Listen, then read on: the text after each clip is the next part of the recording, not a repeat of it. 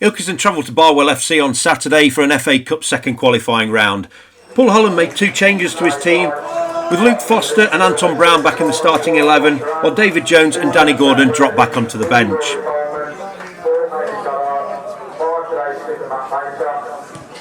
Ilkeston had the first real chance of the game here. A long throw from Jalen Bather, the ball eventually finding the feet of Rory Coleman, but his shot was well saved by Varnham in the Barwell goal.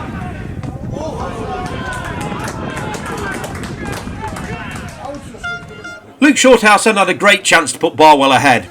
He found himself free from a corner but was unable to keep his shot down, and it went just over Josh Durant's crossbar.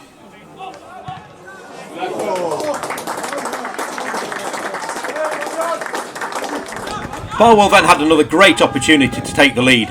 Anton Brown here bringing down Brady Hickey, and the referee awarding a free kick just outside the penalty area. Chris Spencer stepped up to take it. He got his ball over the wall, and with Ross Durant beaten, it looked like it could be the lead for Barwell, but his shot was just wide of the post.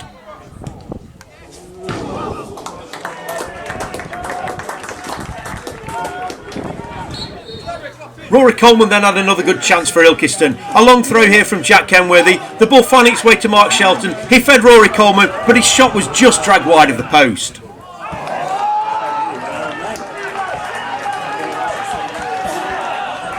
Ilkeston were now becoming the more dominant team in this FA Cup tie. Some good footwork here from Anthony Dwyer. He linked up well with Mark Shelton, who threaded the ball out to Lewis Rose, who was all on his own, but the linesman judged him to be just offside. Dwyer would then find himself with a chance to put Ilkeston ahead. A long kick here from Ross Durant, and Anthony Dwyer lobbed the ball over the keeper, but unfortunately lobbed it just over the crossbar as well.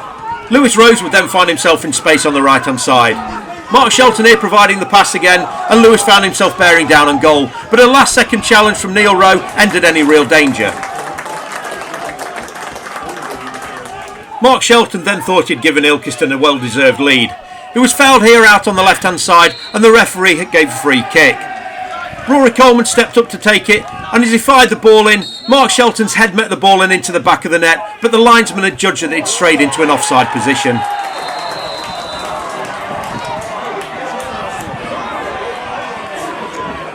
Barwell then had one of the best chances of the game.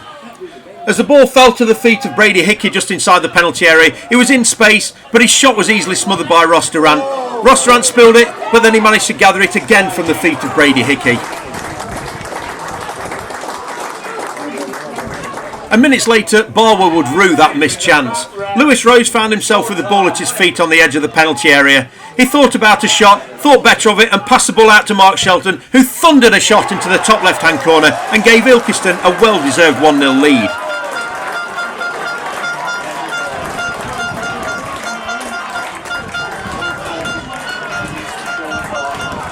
A few minutes later, and Barwell would have a great chance to draw level. The ball found its way to Nigel Julian just outside the penalty area, and his well-struck shot was just met by the fingertips of Ross Durant and tipped over for a corner. With half-time fast approaching, Ilkeston again pushed forward looking for another goal. Rory Coleman here finding himself with the ball at his feet. He nipped inside, and his shot was knocked away by a well-placed Barwell defender.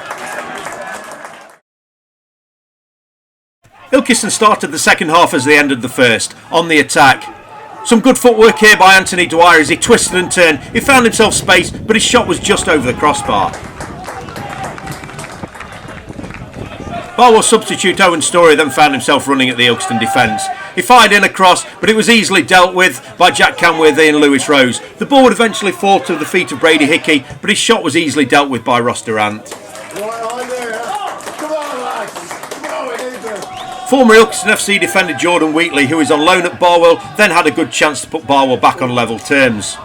The Ilkeston defence and Ross Durant failed to deal properly with this corner, but luckily for Ilkeston, Jordan's shot was over the crossbar. Mark Shelton then nearly got on the end of another Rory Coleman free kick, but Barwell skipper Brady Hickey here just managed to get his head to it and knocking it out for a corner.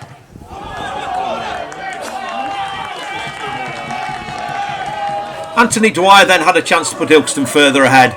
Rory Coleman knocked a pass through here to the feet of Dwyer, but he couldn't keep his shot on target and again dragged it wide of the post. Joe Ballinger then had a chance for Barwell. He picked up the ball on the left-hand side here, knocked it past Jack Kenworthy, but again couldn't keep his shot on target, dragging it just wide of the post. The game would then end in controversial fashion. Anderson Batha here tussling for the ball when Anderson threw an elbow into Batha's face and Batha reacted angrily, forcing his head against Anderson's head. The referee finally took control of the situation and reached for his pocket for his cards. Batha reacted with complete surprise as he received a straight red card and will now miss 3 Ilkeston games. Anderson, however, was lucky to get away with a yellow card for his elbow. That saw the game finish 1-0 for Ilkeston FC, and they now progress to the third qualifying round of the FA Cup, where they will face Stourbridge in a home tie on the 1st of October.